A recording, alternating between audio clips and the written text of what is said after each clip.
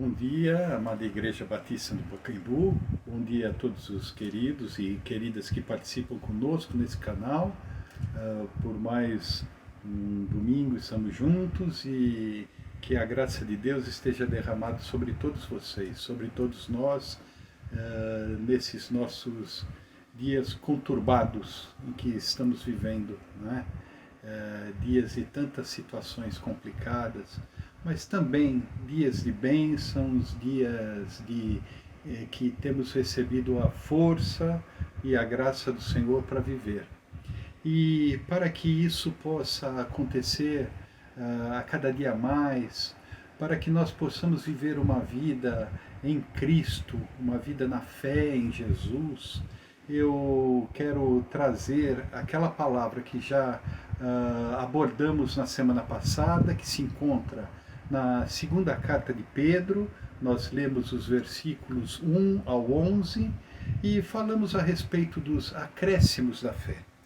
E hoje nós vamos continuar dentro dessa passagem para fazer as considerações finais a respeito deste tema e a respeito dessa passagem. Diz assim a palavra do Senhor: Simão Pedro, servo e apóstolo de Jesus Cristo, àqueles que, mediante a justiça de nosso Deus e Salvador Jesus Cristo, receberam conosco uma fé igualmente valiosa. Graça e paz lhes sejam multiplicadas pelo pleno conhecimento de Deus e de Jesus Cristo, nosso Senhor. Seu divino poder nos deu tudo o de que necessitamos para a vida e para a piedade, por meio do pleno conhecimento daquele que nos chamou para a sua própria glória e virtude. Desta maneira, ele nos deu as suas grandiosas e preciosas promessas, para que por elas vocês se tornassem participantes da natureza divina e fugissem da corrupção que há no mundo causada pela cobiça. Por isso mesmo, empenhem-se para acrescentar à sua fé a virtude, o conhecimento, ao conhecimento, o domínio próprio, ao domínio próprio, a perseverança, e à perseverança, a piedade. A piedade, a fraternidade, e a fraternidade, o amor. Porque se essas qualidades existirem e estiverem crescendo em sua vida, elas impedirão que vocês, no pleno conhecimento do nosso Senhor Jesus Cristo, sejam inoperantes e improdutivos. Todavia, se alguém não as tem, está cego, só vê o que está perto, esquecendo-se da purificação dos seus antigos pecados. Portanto, irmãos, empenhem-se ainda mais para consolidar o chamado e a eleição de vocês, pois se agirem desta forma, jamais tropeçarão. E assim vocês estarão ricamente providos quando entrarem no reino eterno de nosso Senhor e Salvador Jesus Cristo. Nós já iniciamos esse tema na semana passada, falando a respeito dos acréscimos à fé. E já vimos a respeito de que, dentro desta passagem, nós podemos considerar que há virtudes e há qualidades que devemos acrescentar à nossa fé. A nossa fé não precisa de um complemento para suprir alguma lacuna ou alguma questão com relação a Jesus Cristo, ao conhecimento de Cristo. E aqui o apóstolo Pedro nos disse já anteriormente, nós já vimos isso, que o poder de Deus, o seu divino poder, nos deu tudo o que necessitamos para a vida e para a piedade, por meio do pleno conhecimento daquele que nos chamou para a glória e virtude. Deus, através de Jesus, já nos deu tudo o que necessitamos para que nós possamos ser participantes da natureza divina. Esta é uma bênção e é um privilégio que nós temos. Muitas vezes as pessoas, algumas ramificações, algumas filosofias e religiões dizem que Deus está dentro de nós, Deus está em tudo, Deus está em todas as coisas, somos deuses, alguns chegam a falar, mas a realidade que a Bíblia nos mostra é que a partir do momento em que recebemos a Jesus pela fé, o Espírito Santo vem habitar no nosso coração e a partir daí nós caminhamos para expressar a imagem e semelhança de Jesus que vai sendo impressa em nós, que vai sendo confeccionada em nós, digamos assim, através da nossa caminhada de vida. E Cristo vai se manifestando em nós, a ponto de o apóstolo Paulo, por exemplo, ter dito em uma das suas cartas, dizendo assim, vivo não mais eu, mas Cristo vive em mim. E a vida que agora vivo, vivo-a na fé em Cristo Jesus, o qual me amou e se entregou a si mesmo por mim. O próprio Paulo diz que eu não me glorie senão na cruz de Jesus Cristo. Tem pessoas que gostam de realçar, de ressaltar aquilo que são, o jeito que são, a sua personalidade, o seu temperamento, as suas capacidades. Agora, quando nós nos encontramos com Jesus, não é diminuído em nós tudo isso que acabei de falar, a nossa personalidade, as nossas capacidades, os nossos talentos, não é diminuído em nós o nosso jeito de ser, não somos anulados como pessoas, mas como pessoas que vivem e expressam a fé em Jesus, nós carregamos o nome de Cristo em nós, a marca de Cristo em nossas vidas. E quando nós vivemos a imagem e semelhança de Jesus, de acordo com o conhecimento que vamos alcançando na nossa vida de Jesus, e já falamos aqui anteriormente que conhecimento não é apenas conhecimento conceitual, não é apenas conhecimento intelectual, estudo das doutrinas e daquilo que nos traz a palavra de Deus, mas é o conhecimento no sentido de discernimento para viver e conhecimento no sentido de aprofundar o nosso relacionamento. Quando nós vivemos o nosso relacionamento familiar, conjugal, o nosso relacionamento de amizade, nós dizemos assim, eu conheço meu marido, eu conheço minha esposa, eu conheço meus filhos. Quando os pais dizem, eu conheço os meus filhos, conheço o jeito deles serem, por quê? Não conhecem por ficar apenas observando, conhecem pela convivência, conhecem pelo relacionamento, conhecem pela expressão do olhar, conhecem pelo temperamento, pelo jeito de ser. Conhecemos. De que forma nós conhecemos a Jesus? Jó falou no final de sua vida, quando ele passou por toda a sua experiência e por todas as tribulações, ao final, Jó, depois de ter se derramado diante de Deus, e depois de Deus ter falado com ele, mesmo não revelando aquilo que se passava com Jó, aquilo que realmente estava acontecendo com ele, Deus mostrou a Jó que ele era o Criador, o Senhor. Ele era aquele que deu a vida, formava a vida. E ele se manifestou a Jó através de vários ensinamentos que nós vemos no final ao livro de Jó. E Jó, ao final, chega e diz assim: antes eu te conhecia apenas conceitualmente. Eu te conhecia de ouvir, mas hoje os meus olhos te veem. Jó conheceu a Deus profundamente através da manifestação, através dele crer em Deus e no caráter de Deus. Como nos diz a Bíblia, Deus é amor, Deus é bom.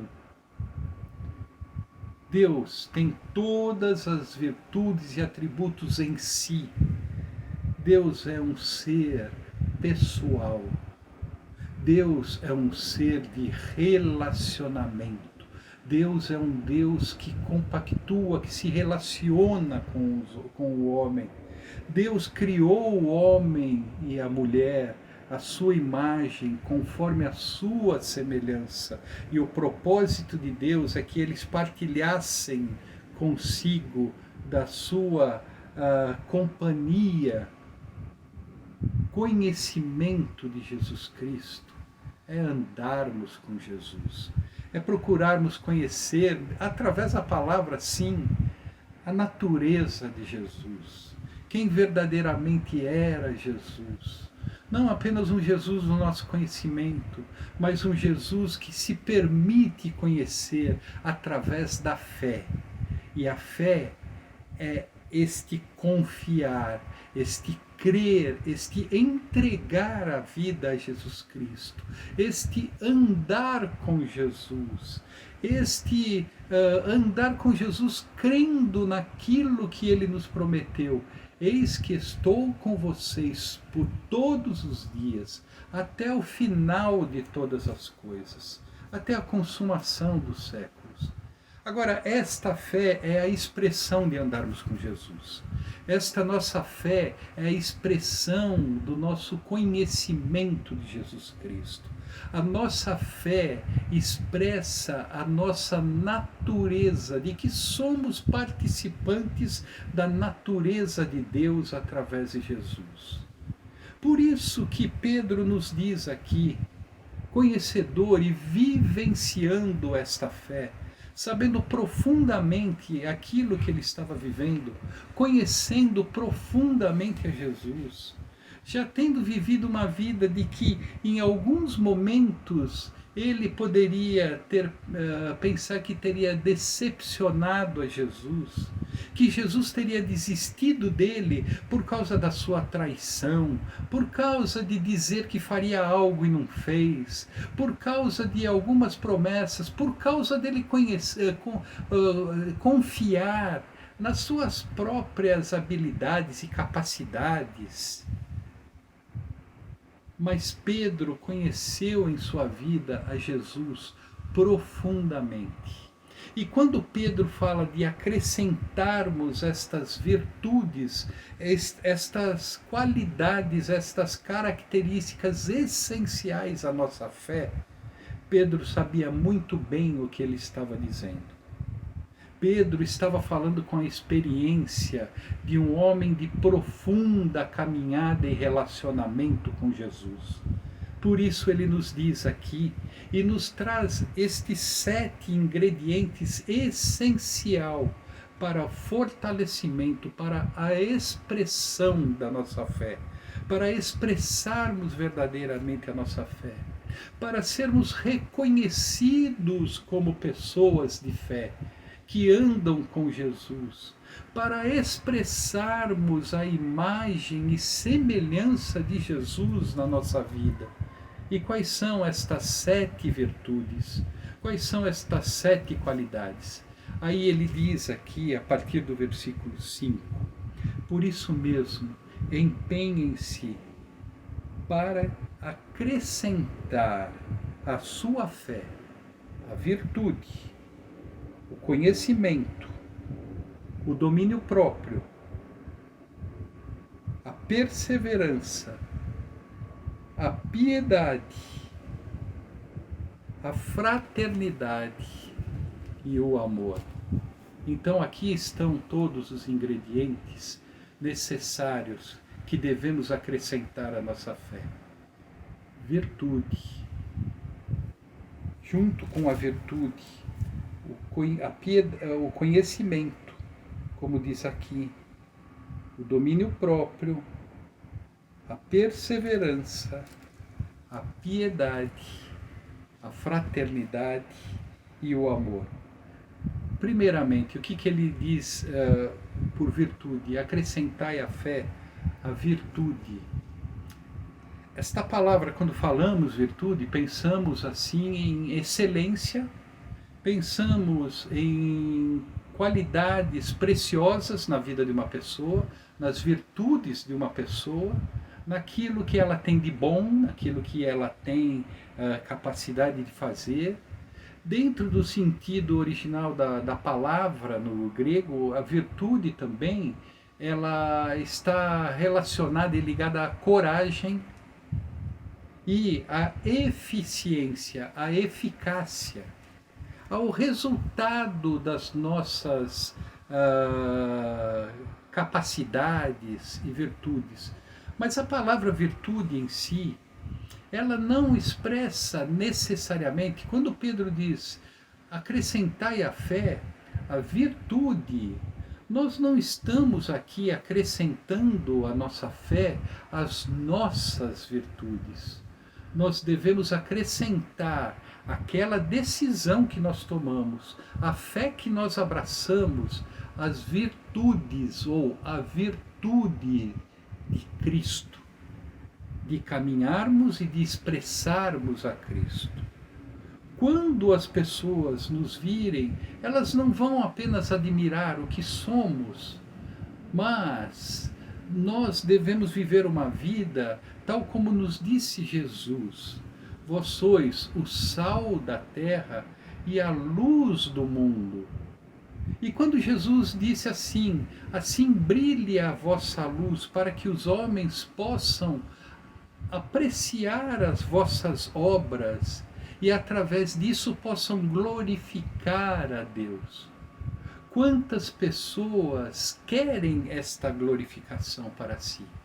Querem o reconhecimento das suas virtudes, querem o reconhecimento das suas capacidades. Mas quando nós acrescentamos a virtude à nossa fé, nós utilizamos todo o nosso jeito de ser e de viver e todas as nossas capacidades e habilidades para expressarmos a virtude de Cristo em nós, a imagem e semelhança de Cristo em nós. Isso faz com que nós não sejamos pessoas ambiciosas e egoístas, mas que nós sejamos pessoas participantes da natureza de Cristo e que nós possamos expressar através do nosso viver e do nosso jeito de ser: venha a nós o teu reino, santificado seja o vosso nome e não exaltado seja o meu nome. É dessa forma que nós temos que viver.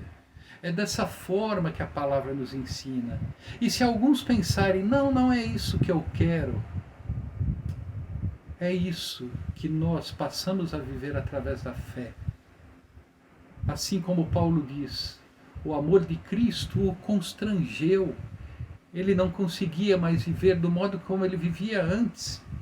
Ele não conseguia mais ser o tipo de pessoa que ele era antes. Aí ele diz que ele foi impelido pelo amor de Cristo. Logo ele diz que não mais ele vivia, mas Cristo vive em nós. Ele diz assim, porque se vivemos, para ele vivemos, e se morremos, para ele morremos. Ele morreu por todos, para que os que vivem não vivam só para a sua própria particularidade, mas vivam para aquele que por eles morreu e ressuscitou. Irmãos, pensem em uma coisa. Se nós expressássemos verdadeiramente a nossa fé em Jesus nos dias de hoje, irmãos e irmãs,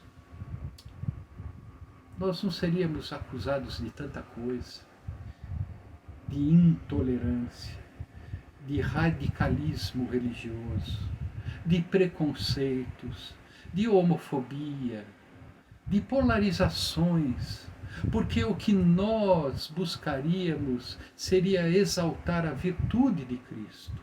E assim como nós fomos impactados pelo amor de Deus, nós estaríamos a serviço desse amor, desejando impactar a vida das pessoas também através desse amor de Deus. Nós utilizaríamos todos os nossos recursos, nós utilizaríamos todas as nossas capacidades, nós utilizaríamos todas as nossas habilidades, o nosso jeito de ser, de pensar, de viver, não somente para nossa exclusividade, mas para glorificar a Cristo Jesus. Esta é a virtude, acrescentai à fé a virtude. Aí ele diz mais, e a virtude acrescentai o conhecimento, para que nós possamos verdadeiramente exaltar as virtudes de Cristo. Nós não podemos fazer isso por ouvir falar. Nós não podemos fazer isso só por vivenciar. O conhecimento aqui que ele diz é a capacidade de tomar decisões e discernimentos, de discernir, de diferenciar o certo do errado, mas não por nosso jeito de ver e de pensar, mas que nós possamos buscar o conhecimento, que poderíamos dizer, sabedoria. Embora existam duas palavras para conhecimento, sofia, o grego, e gnosis, e aqui no caso a palavra é gnosis, e sofia é referente à sabedoria, aqui abarca os dois conceitos. E o conhecimento, quantas vezes os homens não buscam conhecimento para viver numa nova dimensão? Muitas pessoas vão em busca de um conhecimento oculto ou um conhecimento mais profundo, o conhecimento da razão da existência, da razão de ser deste mundo, vão atrás de algum conhecimento filosófico, qualquer que seja. Mas ele diz, acrescentai à vossa virtude o conhecimento. E a palavra de Deus nos diz que no princípio era o Verbo, e o Verbo era Deus, e o Verbo estava no princípio com Deus. Tudo que foi feito por meio dele, e sem ele nada do que foi feito se fez. Se nós desejamos realmente anelar e adquirir o verdadeiro conhecimento, como nós vemos na palavra de Deus através do próprio apóstolo Paulo, Cristo é o mistério que estava oculto. E o mundo se sustenta nele. Todas as coisas se sustentam em Jesus. Busque conhecer com profundidade a Jesus. Aquilo que pode ser conhecido dele. Aquilo que ele manifesta para nós. Aí ele diz assim, ao conhecimento também vocês juntem o domínio próprio. Interessante que esta palavra, domínio próprio, a palavra em si, ela realmente está nos dizendo que domínio próprio não é apenas um autocontrole. O domínio próprio não é apenas algo que de controlarmos através das nossas próprias forças, de termos equilíbrio e controle sobre determinadas coisas. Queridos, queridas, nós bem sabemos que há coisas em nós que nós não temos controle. Nós não podemos controlar tudo o que desejarmos na nossa vida.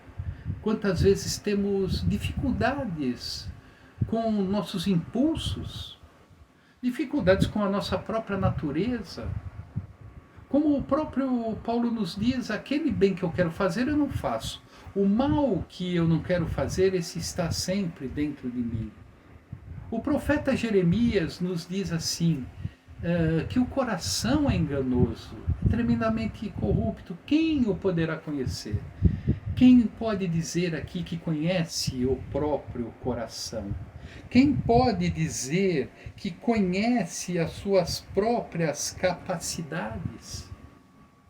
A palavra em si, o domínio próprio, é a capacidade de você compreender a si mesmo.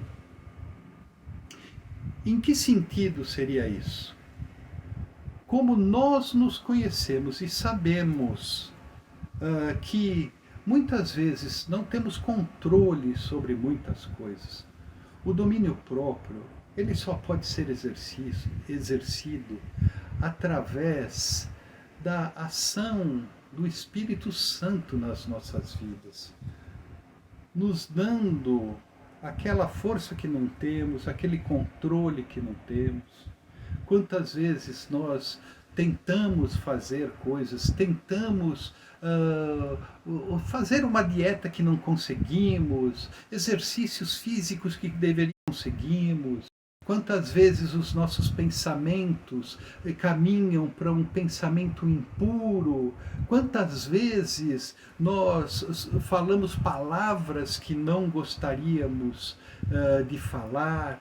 O domínio próprio, então, sabendo que nós não temos o controle que gostaríamos, sabendo que nos entendendo, como o salmista diz, no Salmo de número 139, quando ele diz assim: sonda-me, ó Deus, o coração, vê se há em mim algum mau caminho e guia-me pelos caminhos. Sonda-me o coração, para que nós possamos ter o domínio próprio sobre coisas que não conseguimos dominar em nós. Não se engane. O domínio próprio, embora a palavra diga controle, não é a nossa capacidade própria de controle, mas é algo que é trabalhado em nós. Porque muitas vezes nós precisamos fazer uma terapia, porque muitas vezes precisamos passar por conselhos, por uma orientação, porque precisamos muitas vezes passar por uma capacitação, para entendermos coisas. Muitas vezes a terapia nos leva a nos conhecermos e examinarmos atitudes que há em nós. A palavra de Deus faz muito isso conosco. E uma não se opõe à outra. A palavra de Deus não se opõe a fazermos um tratamento, uma terapia, para procurarmos entender situações que há dentro de nós. E da mesma forma, a terapia não é algo que exclui a palavra de Deus e o entendimento da palavra de Deus. Porque a palavra de Deus, como nos diz lá em Hebreus, ela é viva e eficaz. Ela é mais penetrante do que uma espada aguda de 2 gumes. E ela é capaz de penetrar até o fundo da nossa alma e discernir as intenções e pensamentos do nosso coração. Quantas vezes nós já não fomos expostos pela palavra?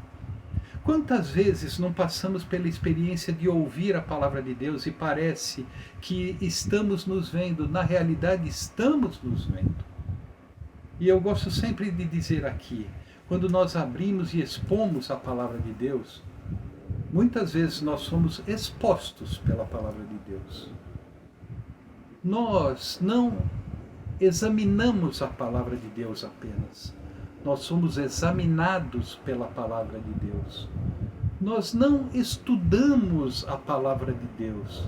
Nós somos estudados pela palavra de Deus. Domínio próprio é algo que devemos buscar a força em Deus para dominar aquelas coisas necessárias em nossa vida. Nossas iras, nossos rancores, os nossos apetites desenfreados, as nossas palavras desenfreadas, os nossos sentimentos enganosos, os nossos pensamentos descontrolados, as nossas atitudes intempestivas, tudo isso, você ali a fé, a virtude, o conhecimento, e ao conhecimento o domínio próprio. E aqui ele diz mais, junto com o domínio próprio, não é um e após outro, e depois outro, e depois outro. É o todo. E na realidade, todos são aspectos que se fundem em um só aspecto para acrescentarmos à nossa fé aquilo que é necessário. E aqui ele diz, ao domínio próprio, a perseverança. Digamos que o domínio próprio trata da questão dos prazeres que há em nós, daquilo que nós não temos controle. E a perseverança nos ajuda a permanecermos firmes em circunstâncias adversas na nossa vida. Nós necessitamos tanto do domínio próprio como da perseverança. Assim como nós precisamos do domínio próprio para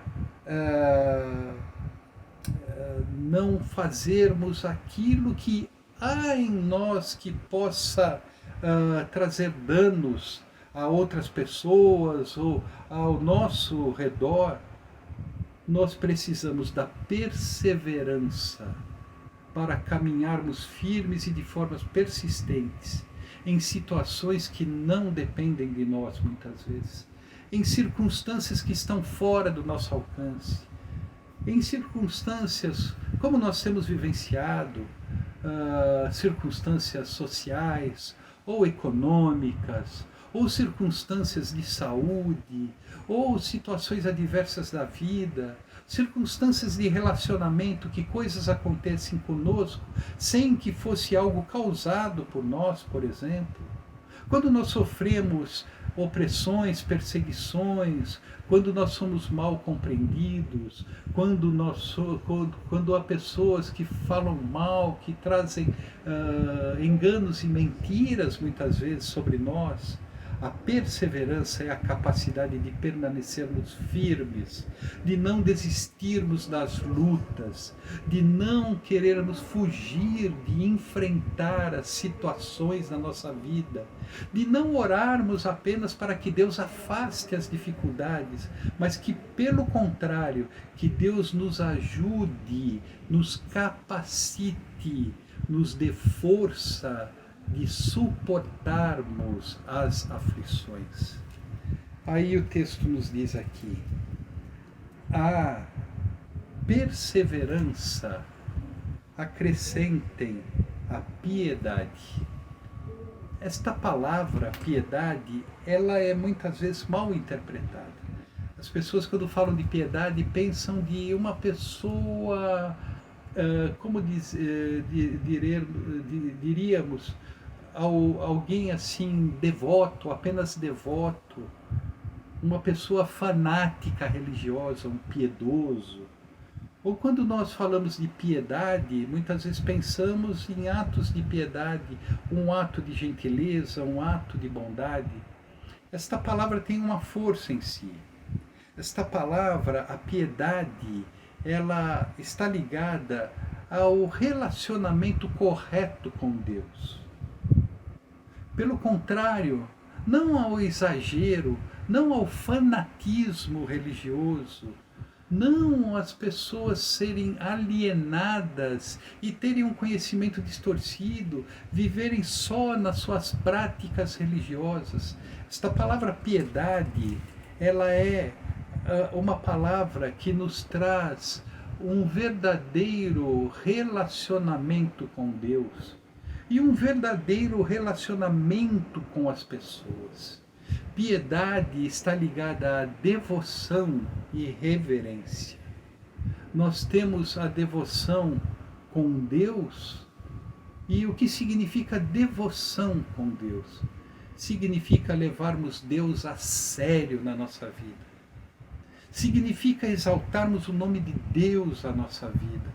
Significa na relação nossa com Deus, Deus ser Deus verdadeiramente, Deus nos guiar e nos dirigir, e não nós sermos aqueles que, através das nossas orações, das nossas ações, dos nossos pensamentos, parece que nós desejamos que Deus se conduza por determinados caminhos que queremos na nossa vida. Não, a piedade faz com que, na relação nossa com Deus, Deus seja verdadeiramente Deus. Aquele que nos guia, aquele que nos conduza. Nós levamos Deus a sério na nossa vida. Nós não banalizamos a Deus na nossa vida. Nós não diminuímos a Deus na nossa vida. Nós não temos a coragem de ficar atribuindo coisas a Deus que não pertençam a Deus. Isso é piedade, o relacionamento correto com Deus. Mas também, não só reverência e o relacionamento correto para com Deus, mas também reverência para com as pessoas. Tratarmos as pessoas de modo correto e sagrado, porque as pessoas são criadas à imagem e semelhança de Deus. Quando nós exaltamos a Deus, nós não nos afastamos de pessoas. Nós não somos pessoas que não querem saber das pessoas. Nós tratamos as pessoas com respeito. Nós tratamos as pessoas com honra. Nós tratamos as pessoas com dignidade. Nós tratamos as pessoas como elas devem ser tratadas. Piedade é o relacionamento correto com Deus e com as pessoas. Isto leva à fraternidade, por fim. E a fraternidade leva ao amor. A piedade, ela leva à fraternidade, um relacionamento fraternal com as pessoas. Nós devemos desenvolver com as pessoas um relacionamento tal que nós possamos considerá-las como irmãos e irmãs verdadeiramente.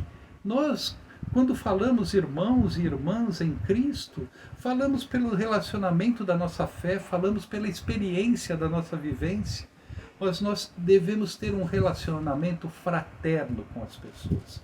A fraternidade é um jeito de viver, é um jeito de se relacionar com as pessoas.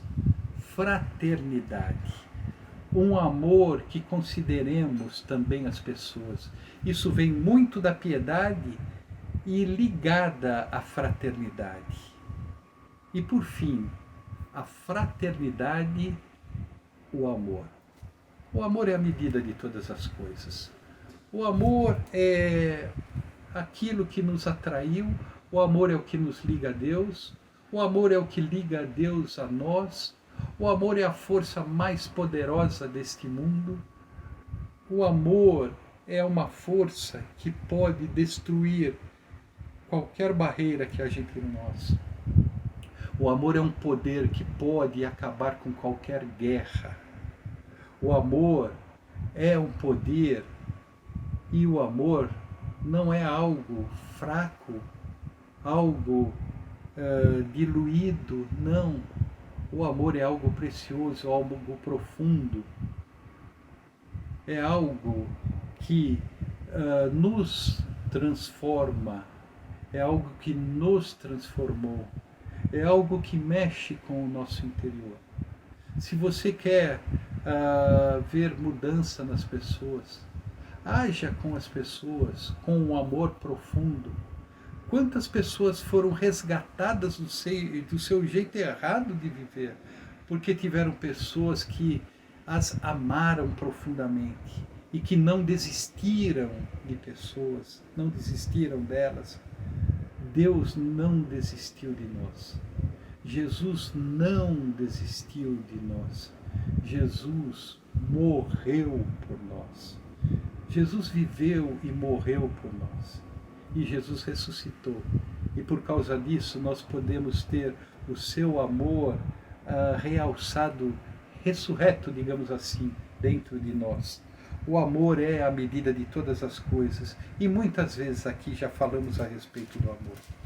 Aí o apóstolo Pedro nos diz: se a fé estiver acrescida de todas estas virtudes, de todas estas qualidades, vocês serão pessoas, não serão pessoas improdutivas, vocês não serão pessoas inoperantes, vocês não serão pessoas que não conheçam e não se relacionam profundamente com Jesus.